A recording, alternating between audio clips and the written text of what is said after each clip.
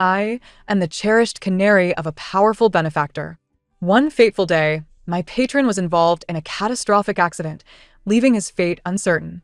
All presumed I had lost my support and that my glory had faded. With a sardonic smile, I turned and entered my benefactor's company as a shareholder. Later, when my patron awakened and learned of my audacious endeavors, he sighed, "What possessed you all to provoke her?"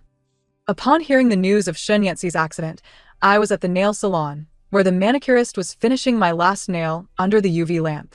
I scarcely had time to admire the beauty of my hands before I was abruptly informed of this dreadful news. He was in the hospital, fighting for his life. As the widely acknowledged sole woman in his life, I was perceived as Shenyanxi's captive canary. This statement unequivocally conveyed that my pillar of support had crumbled. I hurried to the hospital with utmost urgency, only to find that Shenyanxi had yet to emerge from the operating room. I soon learned that another woman had been involved in the accident alongside him, a young lady, significantly younger than I, who was merely a couple of years shy of her 30s. Shareholders and Shenyanxi's relatives crowded the hospital, and I discerned various emotions in their gazes. I waited at the operating room door for several hours before receiving the outcome. Shenyanxi had not fully escaped the clutches of peril and remained in a deep coma. The medical staff could not provide a definitive answer regarding when, or if, he would awaken. The cause of the accident was still under investigation, with the driver of the other vehicle having died on the spot. With this incident, the shareholders of the company were thrown into disarray. As his so-called canary, I was tasked with coordinating with his assistant to manage the ensuing chaos. The condition of the other injured party was more stable, with the doctors suggesting she might awaken within a week. Assistant Chen, what is the relationship between that girl and our President Chen? I inquired. As expected, Assistant Chen appeared troubled by my question. Miss Jiang, to speak frankly, I do not know. I only know that President Shen and Miss Su have crossed paths a few times. Beyond that, I cannot say. Even the assistant was tightly lipped. Having known Shenyanxi for over a decade and been together for 5 years, this was the first time I discovered such a secret about him. I had little time for reflection. The following day, as Shenyanxi lay in the ICU, his uncle and aunt arrived once more. Miss Jiang, you need not concern yourself with my nephew any longer, Shen Cheng, Shenyanxi's blood relative, stated dismissively. His wife, Zhou Yun, was even more forthright. Realistically, you and Yanci are not married. Now that he is in this predicament with another woman, the future is uncertain. You should focus on your own well-being. Their intentions were crystal clear. I was merely a woman on the verge of being discarded by Shenyanxi. Even in his current state of unconsciousness, I had no standing to care for him as a family member. If memory serves, when Shenyanxi was conscious, his uncle and aunt had always treated me with disdain. The Shen family had previously faced bankruptcy, and it was Shenyanxi who had built his empire from the ground up, with little to no contribution from this couple. Yet, perhaps out of a sense of familial duty, he had allowed their son to work in his company post-graduation. Previously, they had regarded me with condescending eyes, as though I were unworthy of their notice. Now, in the wake of Shenyanxi's misfortune, their contempt was laid bare. Before I could respond, Zhou Yan added, "And that villa where you currently reside, it's indeed owned by Yanci, isn't it? Given his condition, to put it bluntly, if he remains in this state indefinitely, we cannot allow you to continue living there, can we? You should make arrangements to vacate it promptly," I smiled. With all of Shenyanxi's direct relatives deceased, Shen Cheng was the only one with a close blood connection to him. Should he pass, the rightful heir to all assets would be his uncle. I turned to Assistant Chen, who, understanding my unspoken command, handed the bill to Shen Cheng. "What is this?" he muttered as he glanced at it. My voice cut through the tension. "This is the medical expense for Shenyanxi's hospital stay. Since you wish to care for him, you shall be responsible for this cost moving forward."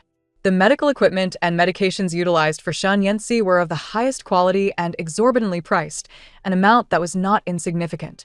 Their expressions changed dramatically. I continued, "Since you intend to oversee his care, I would appreciate the reimbursement of the medical fees I advanced yesterday, merely around 200,000, with the receipts as proof. How do you plan to settle this?" Watching them falter, I leisurely added the final remark. "Furthermore, while it is true that the villa I currently inhabit was purchased by Shenyanxi, it is registered solely in my name, making it my personal asset. Do you truly believe you can evict me? What a fanciful dream they must be having." 2.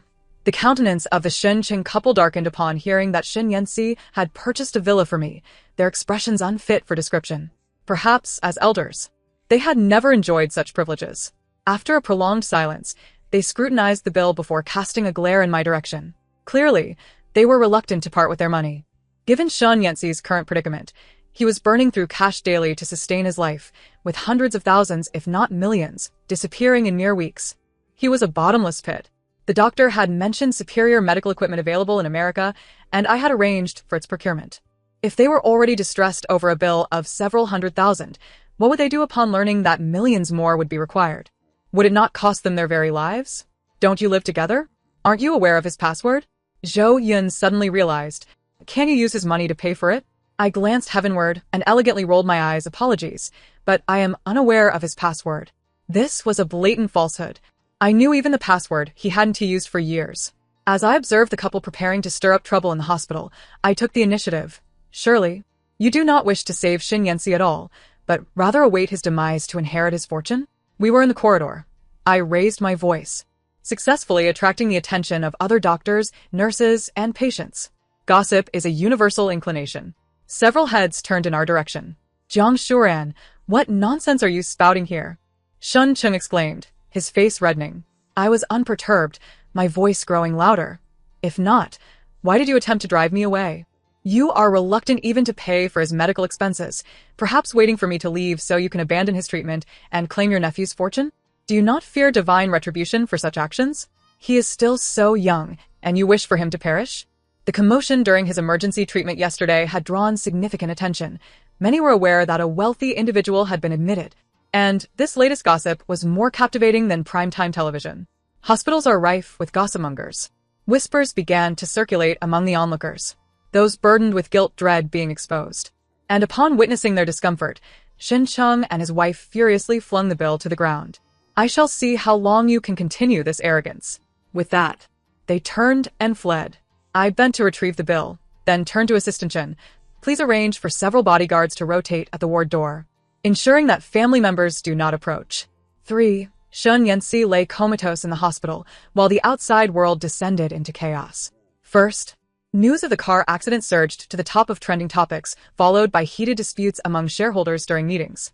Curiously, Shen Cheng's son, Shen is had inexplicably ascended from a mere employee to a management position within a matter of days following Shen Yanxi's accident. Some individuals were undoubtedly anxious. According to legal statutes, the closest relative entitled to inherit Shen Yanxi's estate was, in fact, his uncle. How could they resist such easily attainable wealth? Shen Yanxi's condition remained dire. I had stayed in the hospital for several days, only feeling a modicum of relief when his status stabilized. Over the years, many had sought to ingratiate themselves with me due to Shen Yanxi's stature, and his downfall signified the loss of my support. Those who feigned concern were likely only fishing for information. Initially, the ward had seen a steady stream of visitors, but today it felt desolate.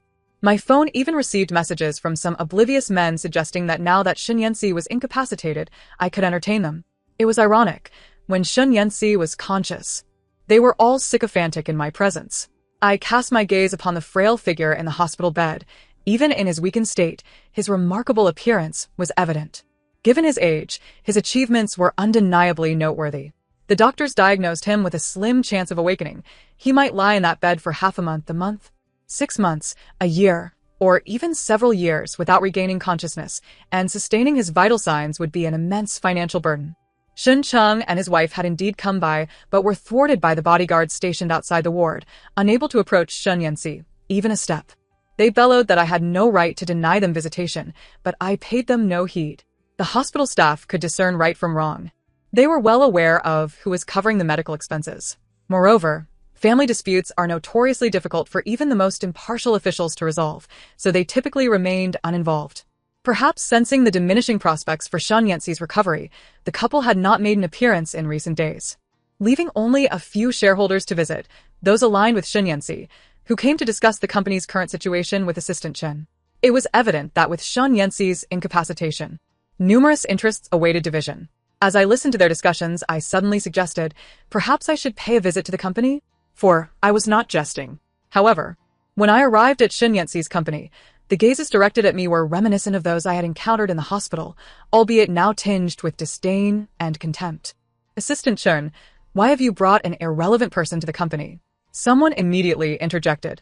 We are convening a shareholders meeting, not an office of Shen's. Are you here to create a disturbance? I scanned the speaker, who I surmised was surnamed Huang, possessing around 5 of the shares. The most ludicrous sight was Shen Qing seated at the head of the table, his son positioned at his right hand, 2 individuals with no substantial shares appearing as the main protagonists. In a mere few days, the quality of their suits had visibly improved. I surveyed the room before finally speaking. Isn't this a shareholders meeting? Is there an issue with my attending? Before anyone else could respond, Shen Heezy could not contain himself. Jiang Shuran, by what right do you attend the shareholders meeting? His question struck me as utterly absurd. And by what right do you and your father attend the shareholders meeting, Shen Heezy? Though this company was founded by Shen Yanxi, it bore no association with the previously bankrupt Shen family. To my knowledge, Shen Heezy had even been courting several wealthy heiresses in recent days, and their interest in him was clear. Now that I appeared here, they instinctively assumed I had come to contest Shen Yanxi's assets. My father is Shen Yanxi's uncle. He is currently in a coma, and the company requires someone to oversee its affairs. Is it not permissible for us to represent him? On principle, that was a valid argument. I chuckled lightly. Then, as a shareholder, is there any issue with my attending the shareholders meeting? You? A shareholder? Their laughter erupted at this point. Assistant Chen, following closely behind me, placed a document on the table for their perusal. This is my proof of shareholding. Please review it. My tone remained calm as I observed their expressions shift to one of incredulity, evidently unprepared for the revelation that I, a woman previously supported by Shen Yanxi, held shares in his company. The proportion was not insignificant. Jiang Ran? Shen Heezy exclaimed, his excitement palpable. Aren't you Jiang Shuran? What connection does Jiang Ran have to you? Most in the room were likely familiar with the name Jiang Ran, as she was one of the initial investors in Shen Yanxi's company and had previously been represented by an attorney in various shareholder meetings as a mysterious stakeholder. I slammed my ID card onto the conference table, clearly displaying my photograph and my birth name, Jiang Ran. I shot them a puzzled glance. What is so surprising about me adopting a stage name for everyday use? Jiang Shuran and Jiang Ran are one and the same. Should this revelation elicit astonishment? I disregarded their astonishment and addressed the security personnel accompanying me. Security, please escort any unrelated individuals out. The security guard approached and politely requested the Shen father-son duo to leave. What do you mean by that? Shen Heezy's voice grew considerably louder. The lawyer I brought forth presented the second document, a longtime associate of Mr. Shen Yanxi, known to many within the company. This document is Mr. Shen Yanxi's will, established 2 years ago, which stipulates that in the event of his untimely demise due to unforeseen circumstances or illness, all his assets shall be inherited solely by Ms. Jiang Ran. The lawyer's declaration bore significant weight, and I observed the fluctuating expressions of Shen's father and son, their faces darkening to the point of inky despair. This is impossible. Jiang Shuran, have you colluded with the lawyer to forge this? Shen Heezy could hardly come to terms with the reality. Mr. Shen Yanxi must have been out of his mind to bequeath all his possessions to you. I suspect this will is a fabrication. Such an assertion directly questioned the integrity and reputation of the lawyer. Adjusting his glasses, the lawyer replied, Mr. Shen Yanxi's will was recorded in its entirety, with witnesses present, sufficiently demonstrating his lucid state of mind. On the contrary, Mr. Shen Heezy, do you possess any evidence to support your claim? A seasoned lawyer is capable of ensnaring one in a verbal trap with ease. Nonetheless, the situation was clear. Regardless of what transpired with Shen Yanxi, I alone would inherit his company. Shen Cheng and his son were escorted out by security without any resistance. At the moment the will was unveiled, this father-son duo forfeited their claim to any advantage in this contention. The conference room fell silent at last. I took my seat at the head of the table. 5. Shen Yanxi remained in the hospital, unconscious, and his shares were temporarily out of my reach. Yet, they understood that should Shen Yanxi's condition worsen, my stake would exceed 50. This was sufficient to instigate a reshuffle. With the power to dictate, I could bypass many unnecessary protocols and directly ascend to the management tier. I was aware that only days prior, their impression of me lingered on the notion of the canary soon to be discarded by Shen Yanxi. Now, seated at the head of the conference room, there were still those eager to witness my downfall. They presumed I lacked the capability to manage the company. Some voiced futile objections, while others remained neutral. In any case, I had successfully taken my place in Shen Yanxi's office. His uncle and cousin had desperately sought entry, yet I had arrived first. The decor was quite simple, the desk adorned in muted tones. No one would have guessed that Shen Yanxi slept under pink sheets at home. Piles of documents cluttered the surface, clearly untouched for several days. The Shen father and son, preoccupied with forming factions, had little regard for the pressing matters at hand. Assistant Chen's efficiency proved commendable, and soon my appointment letter was delivered. To the uninformed employees, my sudden elevation likely painted me as merely a woman attempting to usurp Shen Yanxi's assets. However, this mattered little. As the newly installed President Jiang, I quickly seized the opportunity to ignite my first blaze. Among the documents on the desk, half displayed various issues of varying magnitude. I noted that the responsible party for these was the same individual, one Cheng-yi. "Please summon this Cheng-yi to my office," I instructed. They had not anticipated my radical approach, seeking immediate reform upon my arrival. Assistant Chen temporarily acted as my aide, cautioning me that Cheng-yi was the nephew of a certain vice president. This added an intriguing layer to the situation. Cheng, the manager, soon appeared in my office, presenting himself with an air of professionalism and a smooth manner of speech. "Manager Cheng," I appraised him. "Hello, President Jiang," he greeted. My summons was not merely for introductions. "Could you explain why the cooperating parties in these contracts differ from the company's prior requests?" I inquired. I had never previously involved myself in Shen Yanxi's affairs, but I was acutely aware of where to direct my focus. Cheng-yi appeared unfazed by my inquiry, ready with his pre-prepared responses. "President Jiang, the suppliers we are currently engaging with are more economical while maintaining comparable quality. I had previously discussed these matters with Mr. Shen. As you are new, you may not yet be fully acquainted with these transactions." Implicitly, he suggested that since Mr. Shen had not raised any concerns, I, as the newcomer, was merely nitpicking. However, the crux of the matter was that Shen Yanxi lay unconscious in a hospital bed. Who could ascertain what he had indeed communicated? For me, as the recently appointed President Jiang, it was prudent to show deference to Shen Yanxi's words to avoid any undue embarrassment that could tarnish my reputation, especially given our known relationship. I chuckled lightly, "Manager Cheng, since Mr. Shen has previously engaged with these suppliers, could you kindly provide me with the review reports for these vendors?" Cheng-yi appeared momentarily taken aback. He likely assumed that Mr. Shen's words would be sacrosanct to me. But I insisted on scrutiny. While saving costs is certainly commendable, Mr. Shen would not solely concern himself with which supplier offers the lowest price, would he? Quality must also be taken into account. Cheng-yi responded, "President Jiang, are you perhaps questioning Mr. Shen's judgment? I simply wish to take responsibility for every word I endorse." I leaned back, scrutinizing the young manager. Am I not entitled to review the reports? It seemed he had none to present. Cheng-yi left with a composed demeanor, stating he would promptly submit the reports to me. 6. Assistant Chen informed me of certain internal disputes within the company. Essentially, it involved a few factions, each of whom had contributed significantly during the company's nascent stages. Even if their current behavior was somewhat outrageous, Shen Yanxi would find it difficult to address them directly. He must have had his plans, but before they could be realized, fate intervened with his accident. The police had yet to disclose the cause of the incident, and I suspected it was not merely an accident. While Shen Yanxi could not confront them directly, I was in a different position. As a newly appointed executive, I was unfamiliar with them all. After a long day of exertion, Assistant Chen approached me, stating that Vice President Huang had invited me to dinner. Vice President Huang is Manager Cheng's maternal uncle. Assistant Chen reminded me of this connection. "President Jiang, will you attend?" I glanced at the time. "I suppose I shall."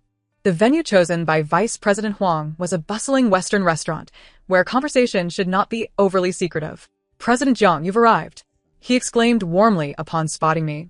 Rising with enthusiasm, "I apologize for keeping you waiting, Vice President Huang," I replied with a slight smile. "I was early," he chuckled, summoning the waiter to take our orders. "Do you have any dietary restrictions, President Jiang?" None. Vice President Huang, in his 50s, had a son and daughter, both still in university. Manager Cheng had joined the company 3 years prior and had advanced at a commendable pace. Clearly, the issues I had raised today were intertwined with Vice President Huang's influence. "President Jiang has been rather reclusive. I did not realize you possess such managerial acumen," he remarked, leaving me uncertain whether it was a compliment or a veiled jab. I chuckled lightly. "You flatter me, Vice President Huang." I had not been reclusive per se, at least before Shen Yanxi's accident. I had been engrossed in playing mahjong with a few socialites. Alas, Following Shen Yanxi's misfortune, they had ceased to invite me, seemingly having tacitly expelled me from their circle. Some had even gone so far as to remove me from their contacts. Little did they know that I had now assumed Shen Yanxi's position, albeit temporarily. However, the news of his will had spread, and they were now eager to learn how I had managed to tame a man. Those who wished to rekindle our friendship appear quite flustered, seemingly racking their brains to find the right words. Today, I noticed a few messages in my list stating, "Sorry, I accidentally deleted you." How does President Jiang feel about managing the company for the first time? He seems genuinely concerned for me. I smiled slightly and replied, "It's going well." This Vice President Huang, throughout the conversation, danced around the topic, even attempting to impart some advice on how I should conduct myself in the company, all while conveniently avoiding the discussion of those projects. It wasn't until the waiter brought our meal that I heard him inquire, "How old is President Jiang this year?" I raised an eyebrow and replied, "Almost 28. "Almost 28, Vice President Huang echoed, before adding, "You're not exactly young anymore." His words carried an implicit meaning. I asked him, maintaining my composure, "What do you mean by that, Mr. Huang?" President Jiang, given the current situation with President Shen, to put it bluntly, whether he can regain consciousness is uncertain. Do you truly think you can shoulder this company alone as a woman? He glanced at my expression, his tone laced with concern for my well-being. Honestly, women should seek a form of support. With President Shen in trouble, you ought to consider your own future, right? My nephew, Cheng Yi, is also 27 this year. He is a high-achieving graduate who studied abroad, not unattractive, I would say. President Jiang, would you consider him? Young people should meet. If it doesn't work out, they can at least be friends. At times, I wonder if they perceive me as merely 18 instead of 28. I've seldom heard of subordinates attempting to matchmake for their superiors, and yet, he wore a look that suggested I was somehow benefiting from this. Cheng Yi, while decent on his own, must be compared to others. If I were to mention this to Shen Yanxi, he would likely be furious from his hospital bed. Not suitable, I stated bluntly. What makes him unsuitable? Vice President Huang persisted, still maintaining his elder demeanor. I interrupted him, "Mr. Huang, I only find men like President Shen appealing." This statement was far from subtle. It was nearly a direct implication that I found his nephew unattractive. Vice President Huang appeared momentarily taken aback, his expression revealing a mix of frustration and restraint, ultimately retorting, "But looks can't be eaten." "Actually, they can. President Shen's appearance is quite appetizing," I remarked sincerely, reflecting on Shen Yanxi's looks. Otherwise, I wouldn't have maintained a relationship with him for 5 long years. This meal concluded on an unfortunate note. They seem to firmly believe that Shen Yanxi is the pinnacle of my choices. After him, any number of disheveled men would suffice. As if a woman who has been with another man in their eyes has somehow devalued.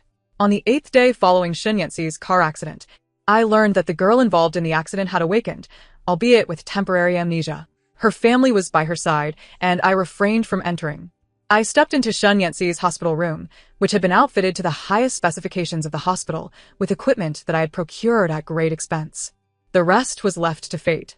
The next day at work, I returned all reports and contracts submitted by Cheng Yi due to their noncompliance. My words were devoid of mercy. They may think me inexperienced in managing a company, but that does not imply I am easily deceived. The atmosphere in the office that day was charged, with Cheng Yi being the first casualty of my newly appointed authority, serving as a warning to others. If he were wise, he would realize that this was merely the beginning. A department manager with a penchant for petty tricks in project negotiations, I hardly worried about gathering evidence against him. He could not possibly have only one flaw. It wasn't long before I amassed the necessary proof. The process was not difficult. Shen Yanxi had likely kept an eye on them prior, but had not had the chance to address the issues. However, now it would serve to establish my authority. The day Cheng Yi was taken away by the police, there was quite a commotion throughout the company. He had committed an offense. Whether it was accepting bribes during work hours or engaging in deceptive contracts, either was sufficient to land him in prison for several years. Vice President Huang did not make any further appearances, clearly wishing to distance himself from his nephew. Yet, those with discerning eyes understood that Cheng Yi, being one of his, could not possibly be entirely blameless. Assistant Chen analyzed the situation for me, suggesting that my current performance in the company was too conspicuous and could easily offend others. I quietly sipped my tea, precisely aiming to offend. After a week of acting as the interim president, negative news regarding the company surfaced online. The gist of it was that, with Shen Yanxi in a coma after his accident, I, the proverbial canary, seized the opportunity to usurp power. sidelining the company's core members while simultaneously cutting off Shen Yanxi's family from visiting him. A video emerged featuring an interview with Shen Cheng's family. In the video, Shen Cheng, the uncle, wiped away tears, lamenting that since his nephew's accident, he had not seen him, uncertain of his fate. One might assume he was a loving uncle. Zhou Yun directly accused me, claiming I was only after Shen Yanxi's wealth, having deceived him into giving me shares, and that now, with Shen Yanxi incapacitated, I was thriving. In just a few brief statements, they had crafted an image of me as a scheming seductress, while they, as Shen Yanxi's closest kin, possessed nothing and could not even see him. The public is easily swayed, especially in ethical matters, where they position themselves as the victims. I am weak. Therefore I am right, often proves quite effective. This news was undoubtedly orchestrated behind the scenes, as public sentiment quickly escalated to affect the company's stock prices, prompting inquiries from several partners. The public relations department awaited my directives on a PR strategy. During a high-level meeting, someone suggested that due to the fluctuations in the stock market, I should resign, a proposal that seemed to resonate with many. I observed them, my expression impassive, before finally speaking. Enough, this is becoming tedious. The meeting room, which had resembled a marketplace, fell silent as they awaited my stance. First and foremost, I will not resign, I stated firmly, my tone betraying no hint of panic. Secondly, the combined shares in your hands are likely insufficient to oust me. I hoped they understood the gravity of the situation. Even with Shen Yanxi in a coma, I was not entirely isolated within the company. I was no fool.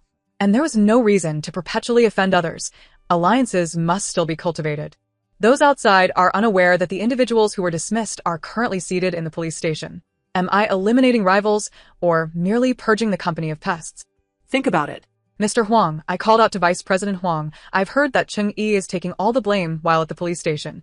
Your nephew is quite dutiful. His expression darkened. The others began to regard him with suspicion. I have a report detailing Cheng Yi's misuse of his position to extract commissions or accept bribes since his employment began. I distributed a copy of the report to each of them. In just 3 years, he has amassed such a sum. Consider what would happen if he continued working in our company. What difference would he have from a black sheep? This statement served as a reminder.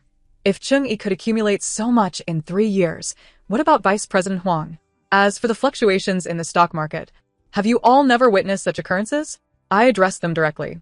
To be so alarmed by a minor disturbance is to allow oneself to be led by the nose. The stock market is not so irrational. Familial ethics do not sway consumers. They are merely spectators, and no matter how great the uproar, there's a limit. Rumors and facts are not the same. The decline in shares was merely a temporary trend.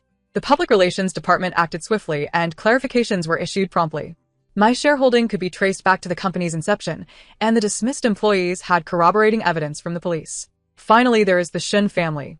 Shen Yanxi has not been to work these past few days, likely harboring some grievances against me. I have not indulged them. An unexcused absence necessitates following the proper procedures for dismissal. After conveying the termination message to Shen Yanxi through HR, my phone erupted with calls, with Zhou Yun questioning my authority to dismiss her son. I replied, if you have any discontent, discuss it with a lawyer. Shen Yanxi has been bedridden in the hospital for nearly a month now, with the doctor's diagnoses remaining largely unchanged. The young woman who was admitted alongside him is gradually recovering, recalling many memories, yet I still have not appeared before her to inquire about anything. It seems pointless to seek information at this juncture. Despite the police investigation dragging on without a clear outcome, it has been determined that the responsibility for the accident lies solely with the deceased driver, who, in addition to being terminally ill with cancer, had purchased several high-value insurance policies. His car, it seems, had malfunctioning brakes. Given the timing of the insurance purchase, it raises suspicions of insurance fraud. But did he collide with someone merely to drag others down with him? My integration into Shen Yanxi's company has become increasingly seamless. When I dismissed Shen Yanxi, a few individuals did step forward to defend him. After all, Shen Yanxi remains in the hospital, teetering between life and death. And I have expelled all his relatives from the company, which certainly does not reflect well on me. Nevertheless, I remained unfazed. Regardless of their past misconceptions about me, the company has functioned smoothly over the past month, and I trust they can come to a more accurate understanding of my capabilities. However, as time passes, certain specters began to emerge. On the weekend, I visited the hospital to see Shen Yanxi, only to find Shin Cheng and his wife accompanying a young pregnant woman at his hospital room door, blocked by security. My arrival provided them with an opportunity. Jiang Shuran. You must tell these bodyguards to step aside, Zhou Yun urged. Supporting the pregnant woman, my niece-in-law and her unborn child certainly have the right to visit their father. A thunderbolt struck. My gaze fell upon the young pregnant woman. She appeared slender, her face unadorned, with reddened eyes, suggesting she was quite young, perhaps having recently graduated from university. I could discern her pregnancy due to her loose-fitting attire. Who is this? I inquired. As soon as I spoke, the young woman knelt before me, her voice choked with emotion. Sister, I'm so sorry. I should not have harbored any illusions about President Shen, but the child in my womb is his, and both of us wish to see him. I glanced toward the hospital room. How remarkable Shen Yanxi was. Are you implying that you are Shen Yanxi's mistress? In front of the hospital room, there was much speculation, a scenario I had grown accustomed to. Although I have no marital ties with Shen Yanxi, I am still his public girlfriend, and the sole heir named in his will. Upon posing my question, I noticed the girl before me nearly falter, evidently stung by the term mistress. Jiang Shuran, what nonsense are you spouting? Zhou Yun lifted the girl. What a harsh term. Xiaoxin carries Shen Yanxi's child. If he does not awaken, this will be his only offspring. What do you count for? What evidence do you have? I retorted. You claim she bears Shen Yanxi's child. What proof do you possess? Does every pregnant woman who comes crying here automatically claim him as the father? Heads peered from other hospital rooms, and with bodyguards behind me, the couple dared not act rashly. The softly sobbing woman spoke. Sister Jiang. My relationship with President Shen was a fleeting encounter. I truly have no evidence. He sent me away early, fearing you would find out. I chuckled. Then you arrived prematurely. You should have waited until the child is born to conduct a paternity test. Her lack of composure suggested she feared Shen Yanxi might not last a few months. Jiang Shuran, what do you mean? Do you not acknowledge this child? What do I have to acknowledge? I am not Shen Yanxi's wife. Even if he has an illegitimate child, he bears no responsibility toward me. Shen Chen was clearly taken aback by my words. You. What foolishness is this? If the child is indeed Yanxi's, then he must share in what he has left behind. Well then, let us conduct a paternity test after the child is born. Shall we? I fixed my gaze on the pregnant woman. Or, do you wish to do it during the pregnancy? The young lady's eyes flickered, and she fell silent. After a moment, she replied, that night, Assistant Chen was present. Witnesses? With other individuals involved, Assistant Chen hurried over, and upon seeing the girl beside Shen Cheng, his expression shifted. President Jiang, he addressed me standing by my side. I asked him, Assistant Chen, this young lady claims she had a fleeting encounter with President Shen and is now carrying his child. Is this true? Assistant Chen was momentarily at a loss for words. I could see he was struggling to process the situation. He quietly said, President Jiang, a couple of months ago, one night, President Shen encountered this lady, who had been drugged, and he intervened. I only know she got into President Shen's car. I am unaware of anything else. Thus, Assistant Chen's testimony was nearly worthless. Zhou Yun pointed at me. This child is Shen Yanxi's. You control all his finances, and you must ensure Xiaoxin is taken care of. So that was their intent. I readily nodded. Very well, but do not regret it. They were taken aback by my response, momentarily stunned.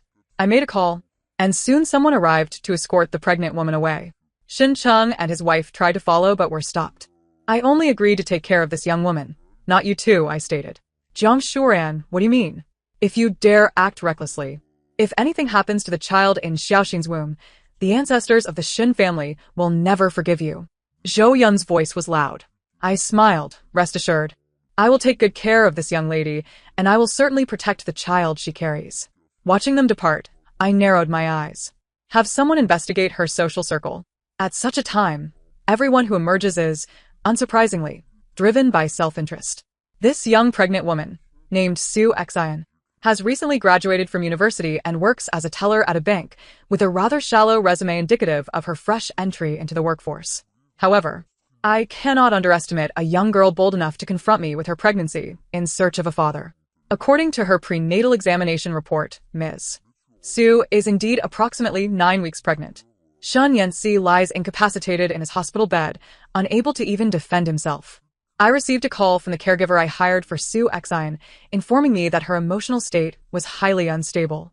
She refused to allow anyone to accompany her and locked herself in her room, insisting on visiting Shen Yanxi. The surveillance footage from the living room showed this young girl, who had previously appeared delicate, now arrogantly reprimanding my caregiver, threatening to go on a hunger strike against the nutritionist, and even accusing them of illegal confinement. I do not recall restricting her rights to go wherever she pleases. If she feels cooped up, she may invite friends over, I remarked. Yet her coming to the hospital is futile. She cannot see him. With current technology, it is entirely feasible for Sue Xin to undergo a paternity test at this stage in her pregnancy, but the doctor advised against it due to her unstable fetal condition, recommending she focus on maintaining the pregnancy. She clearly cares deeply for this child. Coupled with her behavior since moving into one of my properties, I surmised that, regardless of the child's paternity, it would be beneficial for Ms. Sue.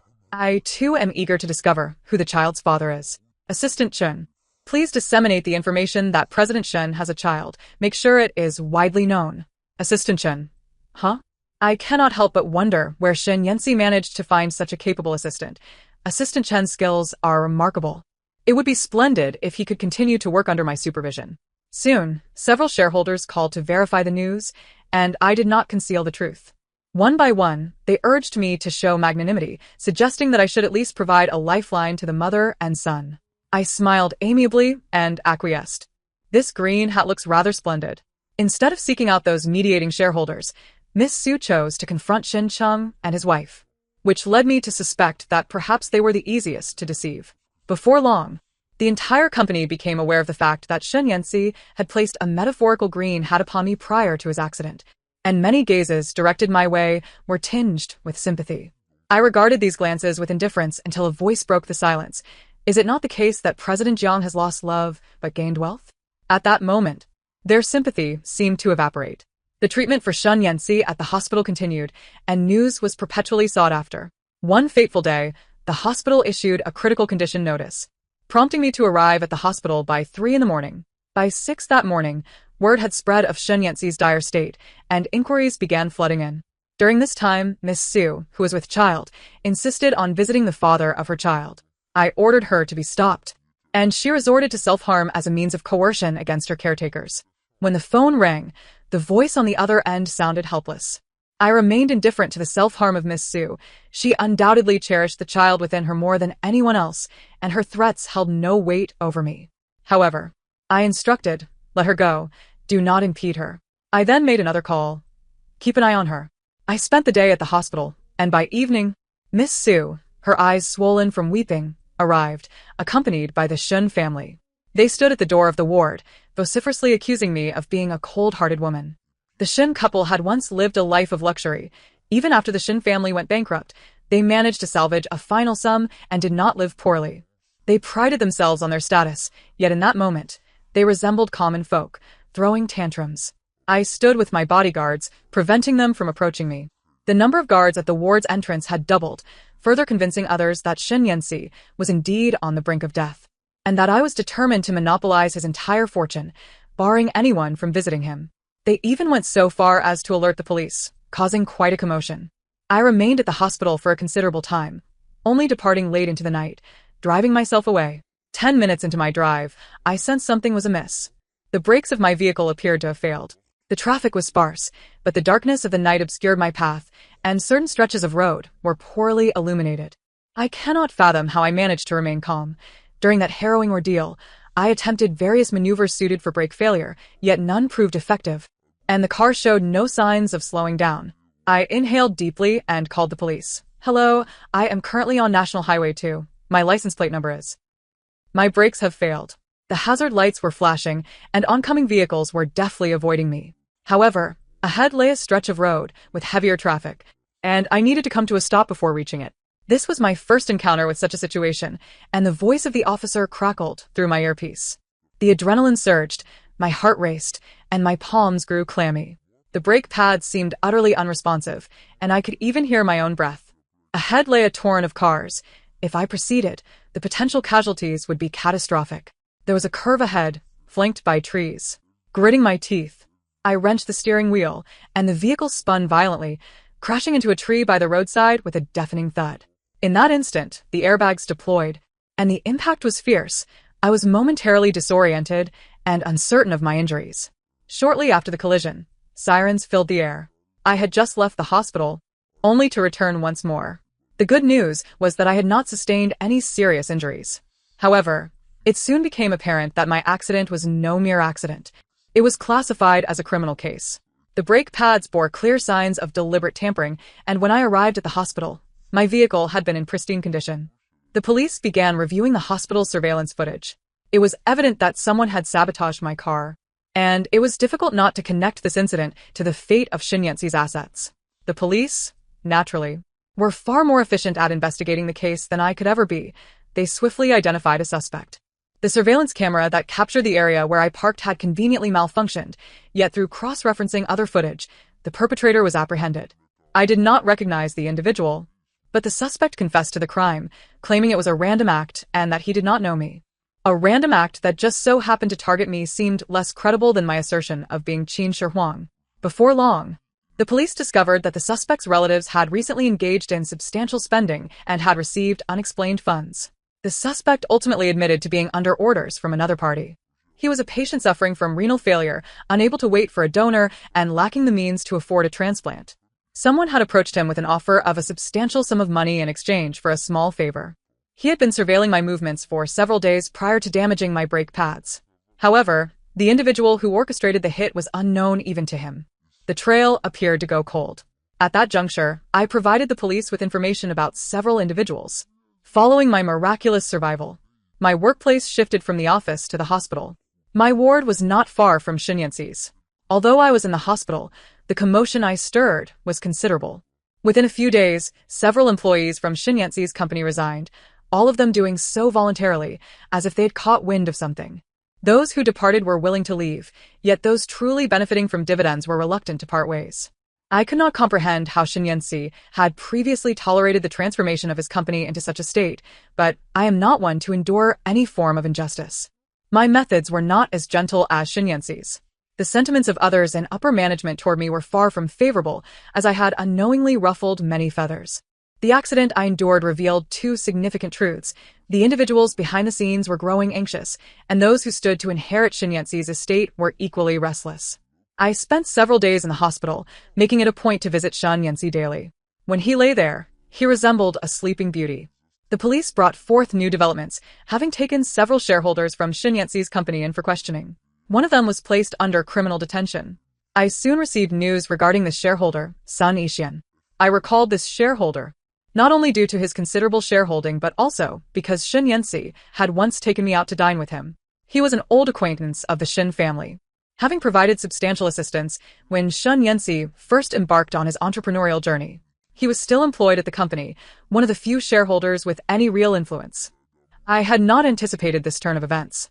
With Shin Yanxi in a comatose state, I could glean no useful information from him. But Assistant Shin informed me that Shin Yanxi had indeed been investigating the company's past projects before his incident. This commotion had grown rather large, and I could not suppress it. I allowed the news to spread, causing unease within the company. This led to a notable decline in the company's stock price within a short span. Curiously, Miss Su no longer insisted on visiting Shin Yanxi in the hospital. Instead, she sought to meet with me. I permitted her entry, and the delicate pregnant woman I had first encountered transformed into a figure adorned with exquisite makeup. President Jiang. She addressed me, a title that rolled off her tongue with a certain charm, starkly contrasting with her previous address of sister. I watched her with intrigue. What brings you here? Her expression faltered momentarily before she stiffly replied, I am here to discuss business with you. What business? Offer me 5 million, and I shall terminate the life within me. She caressed her belly and declared, I am fully aware that you, too, would prefer not to share the inheritance of Chairman Shen with this child. 5 million might be worth even less to you than the ring on your finger, wouldn't it? I glanced at the pink diamond adorning my right hand. Indeed, it had cost over 8 million at the time of purchase. If, as you claim, the child is Shin Yanxi's, then giving birth to this child would be your most prudent choice. After all, Shin Yanxi and I have never been wed. Should you insist on a paternity test, I shall not stand in your way. Su Xian's expression betrayed her unease, yet she maintained her composure. I am certainly aware that having the child is the best course of action, but undergoing a paternity test during pregnancy carries risks. How can I be certain that Chairman Shin will survive until then? If he were to pass away, I would be left with nothing but the burden of single motherhood. A person who could so readily claim to terminate a pregnancy for 5 million was suddenly fearful of a paternity test during gestation. My prolonged silence seemed to agitate her. Zhang Zong, This transaction presents you with nothing but advantages. I interjected, I am willing to negotiate, but not concerning the fate of this child. For instance, first enlighten me as to the identity of the child's biological father.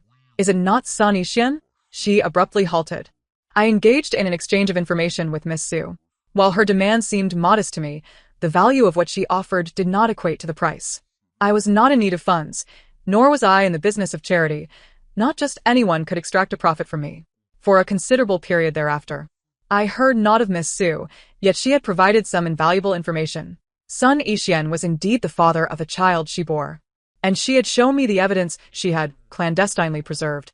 She also mentioned the benefits he had promised her. On the night when Shen Yanxi and Su Xian crossed paths, Sun Yixian was present as well. Some matters are best kept hidden, unless one refrains from wrongdoing. Once Sun Yixian entered the police station, he did not emerge again, and those under his command harbored various intentions, some resigning while others sought to ascend the ranks. I remained in the hospital for a week, preparing for discharge, when I received good news. Shen Yanxi had awakened. He had been pulled back from the brink of death. This outcome was within my expectations. During the last resuscitation, the doctors had indicated he was showing signs of improvement. I was the first to receive news of his awakening. Sitting before Shen Yanxi, I observed him. Remarkably, he had survived such a severe car accident without losing any limbs. We locked eyes for a considerable time until Shen Yanxi finally spoke. Ran? He still remembered who I was, indicating his mind had not succumbed to the trauma. How long have I been unconscious? His voice sounded raspy. I replied, approximately 2 months. He appeared to have much he wished to convey, but his body was still frail, and the doctors had advised him to speak little and rest more. After a few days of recuperation, news of Shen Yanxi's recovery spread. I had reduced the number of bodyguards stationed outside his room to 2, allowing anyone he consented to enter to visit him. Thus, Shen Yanxi was compelled to listen to numerous grievances directed at me. After hearing the initial complaints, he began to sigh. Why provoke her at all? Then came the latter accusations, including claims that I had long coveted his wealth, had sidelined veteran employees, monopolized power, and could not tolerate his family or children. Shen Yanxi had been listening attentively until he heard the word child. What child? Where did this child come from? The individual relaying the information assumed Shen Yanxi was unaware of the child conceived during his coma and proceeded to explain the situation. Upon hearing this, Shen Yanxi exploded. I have never even touched another woman. Who have I made pregnant? When he yelled this, I happened to be at the door, carrying a nutritious meal prepared by the housekeeper. Shen Yanxi, strong as ever, was recovering remarkably quickly. He shouted, "This is preposterous. Who has been spreading these rumors while I was unconscious?" His vehement reaction caused those who had come to report grievances to pause in shock. Chairman Shen, do you not have any romantic entanglements outside? One audacious soul dared to inquire. What romantic entanglements? Do you not know my girlfriend, Zhang Shuren? We have been together for several years. We might even be celebrating our wedding next year. Are you trying to harm me now? Shen Yanxi's response rendered the group of accusers silent. What had just transpired seemed trivial. At that moment, I pushed open the door, startling them. Shen Yanxi gazed at me from his hospital bed, eyes wide. Ran, they are slandering me. I remained calm as I observed the accusers rise to take their leave, their faces devoid of expression. These individuals had always firmly believed that my relationship with Shen Yanxi was that of a benefactor and a gold digger. And considering we had been together for several years, it was high time for him to make way for a younger and more beautiful girl. Ran. Shen Yanxi's voice sounded pitiful. I wondered why you have been so cold to me these past few days. It turns out they have all been spreading rumors behind my back. Do you not trust me? I had not intended to discuss this matter at that moment. But Shen Yanxi's expression compelled me to respond. I believe you, but... I paused. Why have you set passwords on several apps on your phone? After the incident, his phone screen was shattered, yet it could still power on, and some information was accessible. However, apart from the screen lock, certain apps required passwords that I was not privy to. My inquiry rendered Shen Yanxi speechless. He moved his lips, seemingly wanting to articulate something but failing to organize his thoughts. After a lengthy silence, he stated, "In any case, I could never cheat. You must trust me." His insistence mirrored his previous stubbornness. I retrieved the nutritious meal. First, focus on your recovery. We can discuss everything else later. After Shen Yanxi awoke, the police came to take his statement regarding the details of the accident. His account largely aligned with that of another young woman injured in the same incident. In the days that followed, The police also delivered the final verdict. Shen Yanxi's accident was classified as a criminal case involving hired murder. The principal perpetrator, Sun Yixian. As for my own accident, it was also orchestrated by him. Fortunately, both of us had survived against the odds.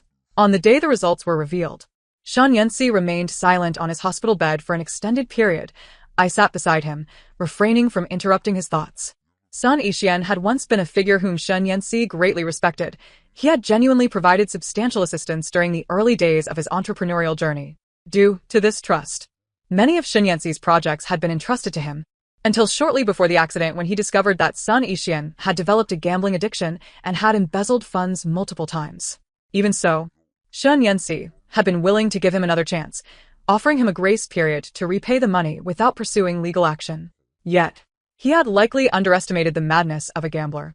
Sun Yixian not only failed to rectify the situation but also set his sights on Shen Yanxi's assets, even plotting his demise.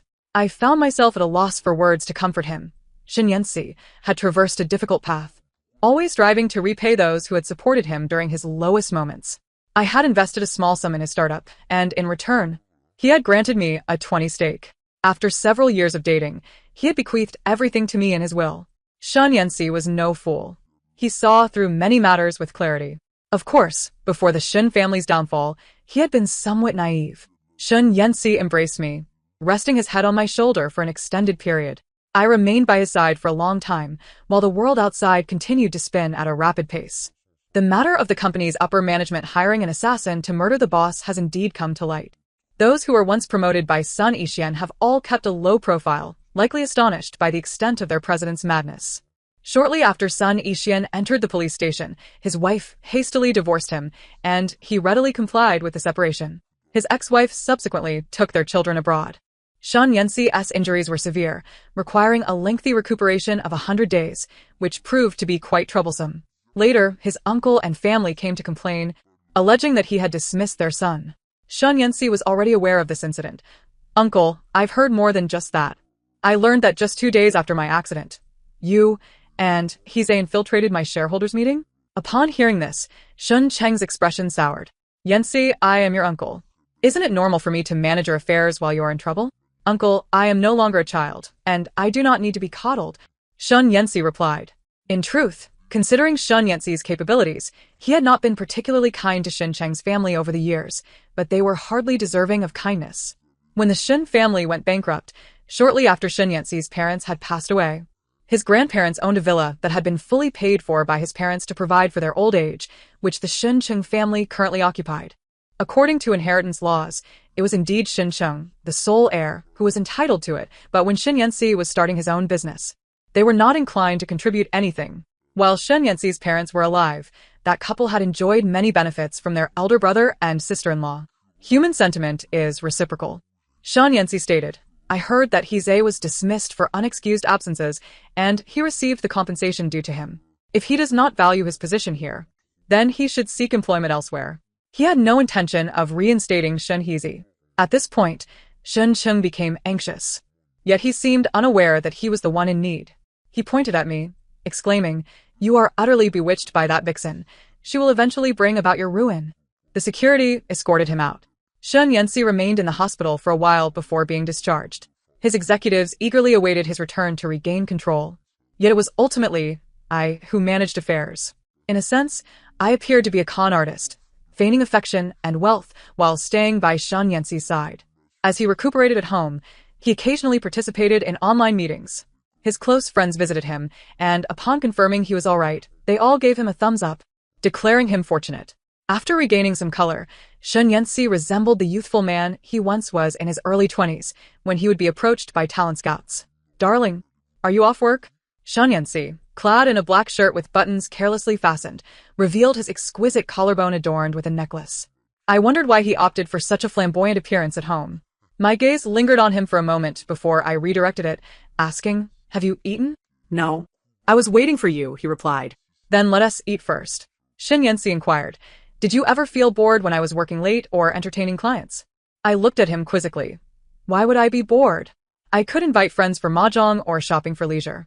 "Oh." Shen Yanxi's tone unexpectedly turned despondent. Before his accident, He had exhibited this same demeanor, appearing as a mature and composed young entrepreneur in public, yet at home, he was like a childish puppy. After dinner, I took a shower and busied myself in the study, needing to review some documents. Shun Yanxi entered, stood beside me for a while, and then began to massage my shoulders. I looked up at him, asking, "What's the matter?" "Nothing, I just want to be with you for a while," he replied. Fine, he could stay. I focused on my work, vaguely sensing someone had sat down on the carpet beside me. My left hand, resting on my lap, was taken into his. It wasn't until I felt an unusual, slightly damp sensation on the back of my hand that I glanced down, grasping Shun Yanxi's face, and said, "Be good, I'll be done shortly." He remained quiet for a while until I shut down my computer and stood up. Shun Yanxi rose from the floor, his gaze now laden with implications, and I realized his attire for the evening was not innocent. He leaned in closer, his eyes fixated on my lips, silent yet brimming with unwholesome thoughts. I contemplated advising him, but before I could, my lips were captured.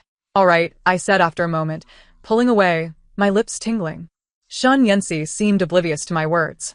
Ran, his voice was low and suggestive. "How would you know if I've been damaged unless you try?" I glanced down and replied, "I haven't been damaged, but should you dare to act recklessly tonight, you might just end up ruined." I coldly rejected his advances. The criminal charges against Sun Yixian had essentially been established. The criminal proceedings had unfolded over several months, with the hiring of an assassin being an undeniable fact. He also faced financial crimes, which would likely ensure he never saw freedom again. When Shun Yanxi learned of the verdict, he exhibited little reaction, accepting the reality of the situation. After 6 months of recuperation, his company had nearly become mine, with no one viewing me as Shun Yanxi's canary any longer. However, it was at this juncture that I resigned, allowing Shun Yanxi to reclaim his office, which caused quite an uproar throughout the company. It felt as though I was handing over the fruits of my victory to him, making Shun Yanxi the beneficiary. Rumor had it that I had become a quintessential romantic in the eyes of the company's employees. Yet this perception did not last long. One day, news regarding my identity as Jiang Ran was unearthed by an unknown source. When Shun Yanxi returned, he humorously remarked that his employees now regarded him as a kept man, dependent on a wealthy woman. I possessed several companies overseas, part of the family business, although it was not yet my turn to manage them. As I was the sole legal heir, it seemed fair. Previously, I had been Shun Yanxi's canary, and now he was my kept man. Once Shun Yanxi had sufficiently recovered, he began exercising, as the doctor had advised him to engage in moderate activity. After a month of training, he eagerly invited me to assess his fitness achievements. Not bad. On the day of my 28th birthday, Shun Yanxi had been mysteriously secretive for several days, believing I had not noticed. We had planned to celebrate at the beach. As in previous years, I donned a beautiful dress, applied makeup, and took Shun Yanxi's hand to the seashore. The deep blue dress sparkled in the sunlight, perfectly complementing the beach setting. Suddenly, the sky erupted with fireworks, and the surrounding lights illuminated the beach, revealing a beautifully arranged scene before me. The evening transformed into a dreamlike spectacle, the beach aglow with light. Shun Yanxi knelt before me, producing a diamond ring, blue, sparkling. Ran, will you marry me?" I recalled Shun Yanxi's recent secrecy, realizing he had orchestrated the surprise. "Did you ever consider that I might refuse?" I queried. He had not inquired about my feelings on the subject. We were too familiar with one another, and as soon as he hinted, I knew his intentions. "I did consider it." Shun Yanxi's gaze was unwavering. "And this ring is your birthday gift from me. All I ask is that you do not break up with me." His anxious demeanor was somewhat endearing. I extended my hand, watching as he clumsily nearly placed the ring on the wrong finger. After he slid the ring onto my finger, he stared at my hand for a moment before leaning down to kiss the back of it. Ran, thank you for being willing to stay by my side for all these years." His words felt slightly off. Our companionship was mutual. Later, I learned that the young woman in the car with Shun Yanxi during his accident was a jewelry designer, and the 18-karat blue diamond ring on my finger was crafted by her. At the time, it was merely a design sketch, and after the designer had recovered from her injuries, she continued to transform the draft into a tangible piece. Shun Yanxi had intended to keep this a secret from me, and the designer had also refrained from disclosing her identity during the incident. The password on Shun Yanxi's phone was set to prevent me from discovering his plans. This proposal was originally intended to take place much earlier, but due to a car accident, Shun Yanxi nearly lost his life. After I consented to the proposal, Shun Yanxi eagerly began preparing to meet my parents. Darling, what kind of jewelry does mom prefer? Gold? Diamonds? Or jade? Does she still enjoy watching crosstalk? Should I learn a skit to perform for her? He asked. I've already prepared the liquor that Dad likes. This time, I certainly won't let him drink himself under the table. My parents reside abroad, and I accompanied Shin Yanxi, who brought along various strategies and gifts to win over my in-laws. With his sweet tongue, Shun Yanxi successfully integrated into my family. This aspect became even more evident after our marriage, as he affectionately referred to my parents as Mom and Dad, elevating his status above that of the dog my family had raised for several years. This lad is indeed quite shrewd. Extra segment. Shun Yanxi and I likely met when we were in middle school, as my parents had a project that required them to stay in the country for a few years, making us neighbors. At that time, he was still a young master, proud yet endearing. I am a few months older than him. When our parents introduced us, his parents chuckled and encouraged him to call me sister, even though he was slightly shorter than me back then. His reluctant utterance of sister did not hinder his later pronouncements in bed. We were classmates for several years, commuting to and from school together. Our peers suspected we were in a romantic relationship, and even the teachers held that belief, leading to a parent-teacher meeting that cleared up the misunderstanding. I once even received a love letter meant for Shun Yanxi, which incensed him. The next day, he took it upon himself to return the letter, sulking with me for a week thereafter. Eventually, I placated him with a box of chocolates. It was quite easy to appease him. Later, my parents' business required us to move overseas, but Shun Yanxi and I maintained our correspondence. He even flew out to visit me once. However, there came a week when he did not contact me. Upon inquiring, I discovered that his parents had met with an accident, prompting me to return home to support him for a few days. By that time, Shun Yanxi had grown significantly taller than me. With tear-stained eyes and a red nose, he lamented his loss, expressing his sorrow over being without his parents. We shared a heartfelt cry together. One of the most impulsive things I did was to invest a substantial portion of my savings into his entrepreneurial endeavors when he had nothing. Those years were arduous for Shun Yanxi. Whenever he called, he would only share good news. Eventually, he achieved success and generously returned my investment. It was around this time that he finally mustered the courage to confess his feelings for me, flying to the city where I was residing to declare his love. As fate would have it, my parents were also visiting my home that day. He professed his feelings for me from downstairs, while my parents observed the entire scene from the balcony above. Afterward, my father remarked, "I've always thought this lad was a bit restless, even from a distance. He was determined to pursue my daughter, wasn't he? Is he so eager to become part of our family?" My mother added, "I assumed you two had been dating for several years before he confessed." The end of the narrative. Thank you for listening. If you enjoyed this tale, please remember to like and subscribe. Until we meet again for our next story.